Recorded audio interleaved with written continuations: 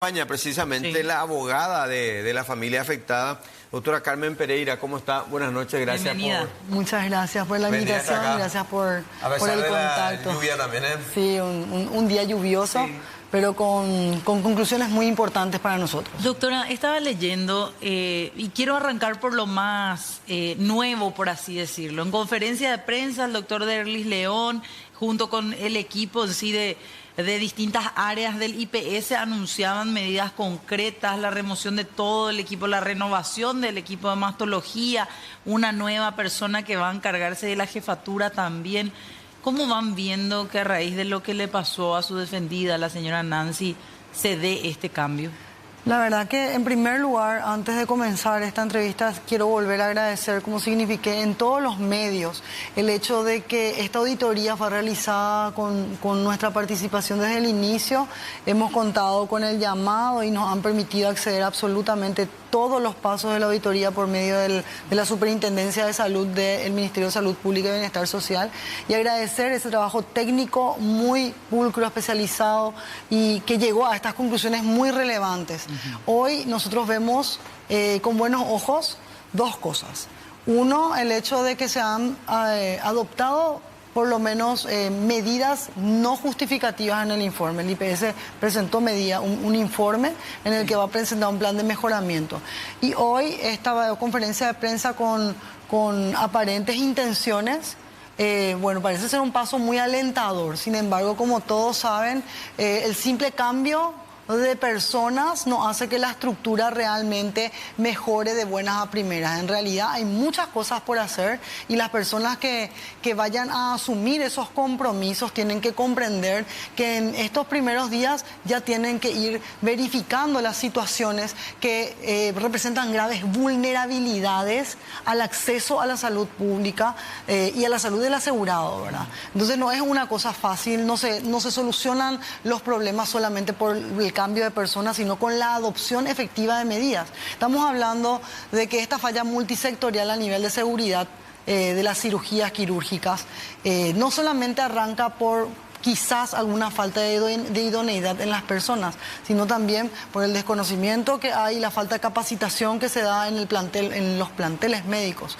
No hay constataciones de que ellos hayan recibido algún tipo de capacitación para esta situación específica de la marcación Que es fundamental. Claro, la lateralidad que le correspondía en esta y en otras cirugías que también vimos que ha pasado. Sí, o sea, no estamos hablando de una situación nueva, no estamos hablando de algo que no ocurrió nunca, sino estamos hablando de una reacción que se da a consecuencia de ya ser un caso reiterativo. O sea, es una buena primera medida.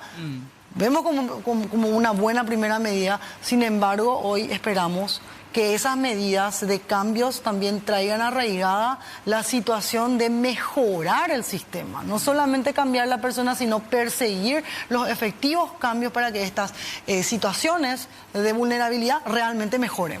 Porque a mí me llamaba la atención justamente lo que resaltábamos del documento, el testimonio de esta doctora Dayanara, señalando que ella desconocía incluso como profesional que hay un protocolo de cirugía segura. Cuando el superintendente de salud me dice, no, ese protocolo existe ya desde hace bastante tiempo para diversos tipos de cirugías y su aplicación es obligatoria, tanto en los hospitales públicos, IPS incluyendo, como en los sanatorios privados. Hay, incluso hacía un paralelismo, es como digamos, la tripulación de un avión comercial, que más allá de que el piloto tenga miles de horas de vuelo, sí o sí hay que hacer el chequeo previo y se tiene que cumplir sí o sí con ese ritual. Claro, exactamente. De hecho, en esto, los hallazgos que da este informe significan realmente que en todos los pasos previos, primero se constata que, como decía bien Natalia en su intervención, no hubo ninguna incoherencia, no hubo ninguna ambigüedad en la información de los estudios prequirúrgicos. En todos ellos se significaba que la mama que debía ser extirpada por la afectación del cáncer era la mama derecha. Claro. Cuando se hace el ingreso al hospital prequirúrgico, se hace la firma del consentimiento. Ese consentimiento decía expresamente para la extirpación por mastectomía de la mama derecha. Luego tenemos el proceso ya antes de la cirugía y allí es donde se complica la situación. Y ahí Ya en quiero quirófano. parar, sí, ahí me quiero detener un poquito, doctora, para mencionar eso. Porque hoy yo le hacía la consulta también al doctor Roberto Melgarejo. ¿Quién cometió el error? ¿Quién da ese primer paso erróneo? ¿Quién da el primer tropiezo? En realidad yo no quiero hacer una atribución de responsabilidad, primero que nada, porque esto, como ustedes ven, es un procedimiento administrativo, que lo que denota es que hubo fallas. Claro. Hubo fallas en el sistema. No, absolutamente luego tenemos que verificar las responsabilidades individuales y eso va a ser objeto de una investigación posterior en el ámbito penal según corresponda, ¿verdad? Ya sea por acción penal pública o por acción penal privada. Okay. Entonces no quiero hacer una significación de decir esta es la persona, porque primero la mayoría del equipo médico interviniente eran médicos, entre residentes, jefes y encargados de los servicios.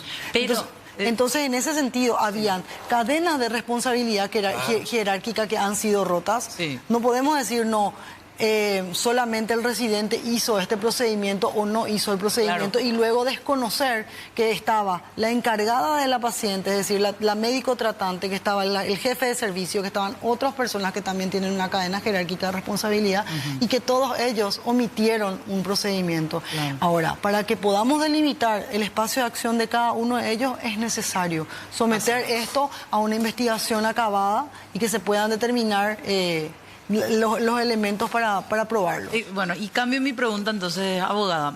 En el caso de ese error de lateralidad, que en términos simples es se equivocaron de mama. Exactamente, ¿verdad? así mismo. ¿Quién o cuál de los médicos es el encargado de hacer la marcación? En realidad no es que hay un solo médico que es el encargado.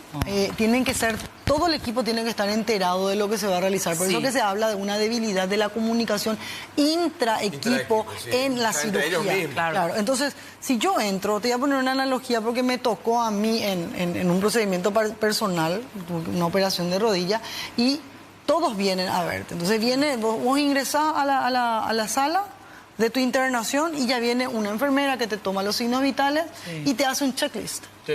Sí. El checklist se hace antes, en teoría, de entrar al quirófano, y se hace con la participación consciente del paciente, claro, que te dice, este es el lugar, este es el lado, esta es la situación, acá es... Y eso ni siquiera se hizo en este caso. No se encuentran evidencias de que eso esté registrado y marcado de esa manera. Ya está Perdón. registrado. Exacto. La marcación como tal de la zona que se va a someter a cirugía, perdón si suena muy bruta mi pregunta, doctora, pero ¿es una realización literal? O sea, ¿de verdad se marca la zona a Con una trabajar? Claro, se marca la zona y también se marca el documento. Como le digo, hay un documento de checklist. En mi caso, por lo menos, yo me recuerdo Claro. perfectamente que era un cuerpito donde marcaban exactamente, Sí. y luego venía el anestesista, Y te mi marcan en el médico cuerpo. tratante, sí, mi médico tratante, y me explicó todo el procedimiento. Y eso se hace ya estando la marcación inconsciente del paciente. No. Todo Se hace- consciente. Tiene que hacer un procedimiento prequirúrgico antes de entrar al quirófano.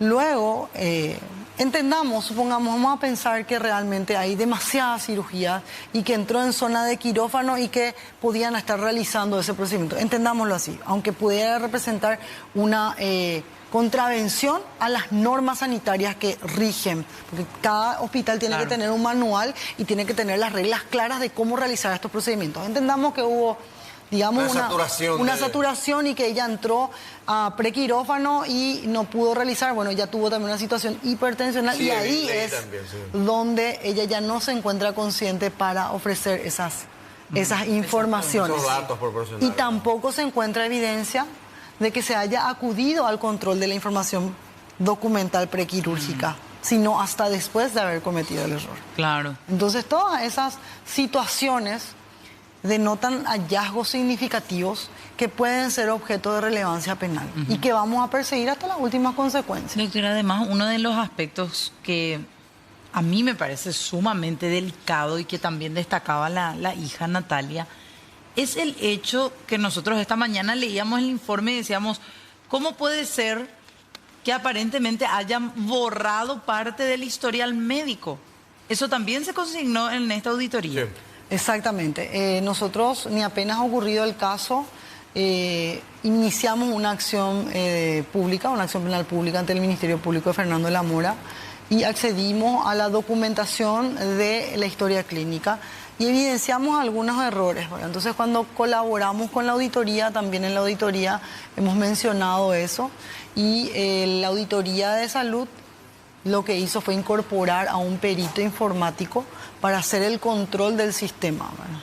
Lo que nosotros queríamos es que tanto la historia clínica como en papeles físicos o en el sistema, porque hoy ya todo es a través de sistemas, pueda reflejar realmente de manera fidedigna, porque eso también es lo que dicen las normas sanitarias, que estos sistemas de registro puedan verificar información en forma cronológica y bien especificada todo lo que el paciente haya ocurrido. Entonces lo que se verifica es que hay una vulnerabilidad en el sistema desde el aspecto de que se puede incorporar datos. Adulterar datos porque pueden ser borrados los anteriores. O sea, en ese contexto hay un usuario que ingresó, este usuario cargó una información y posteriormente borra la información anterior y carga una información distinta. Entonces, esa vulnerabilidad que puede también ser objeto de una investigación posterior como una alteración de datos en busca de algún tipo de encubrimiento o de debilitar alguna teoría que pueda tener una connotación penal, es lo que también debe ser investigado. ¿Y se puede conocer el usuario que cambió? Se puede conocer el usuario ya yendo a procedimientos un poco más internos. O sea, a simple vista de un auditor pudiera resultar esto totalmente no observable. Pero con procedimientos de un perito, de una persona más idónea, sí se puede llegar a ese dato. Ahora, se hablaba de la necesidad de una investigación interna, administrativa. ¿Eso ya se hizo? ¿Está en curso? ¿Se va a hacer? ¿Y a cargo de quién o quiénes? En el caso de... Bueno, hay varias instancias. Por eso. Por un lado está esta instancia que es del Ministerio, que ya ha concluido. Por otro lado tenemos también la auditoría de salud de IPS mismo, donde también hemos solicitado intervención y no hemos obtenido ningún tipo de información. De hecho, nosotros nos enteramos por los medios de comunicación de las medidas adoptadas y por el informe propiamente tal, pero no nos han convocado, a pesar de haber presentado notas y solicitar la intervención a esa auditoría de IPS, ¿verdad? No la han escuchado otra vez a la señora Nancy. Y bueno, lo cual también agradecemos porque ella se ve bastante afectada por todas estas situaciones. Claro, no obstante, es muy importante escucharla, porque también se notan en esta auditoría de los relatos y entrevistas, se notan inconsistencias entre los momentos en que los doctores manifiestan encontrar la situación de error y el momento en el que ella se percata de la situación de la que está siendo víctima. Están estos procedimientos administrativos con los cuales buscamos que realmente se puedan adoptar las medidas de mejoramiento. Luego tenemos los procedimientos civiles que están orientados a obtener algún tipo de resarcimiento en el caso que esto corresponda. Y también los procedimientos penales por la negligencia que ha sido constatada. Estamos hablando de un hecho de lesión grave, ¿verdad? Porque mala praxis como tal, pues en nuestro ordenamiento penal no figura como término legal. En realidad, yo no quisiera entrar en la calificación como tal, pero lesión grave refiere a la existencia de un dolo. Un dolo directo de primero o segundo grado mínimo. Y en el caso de la negligencia hablamos de que hay culpa.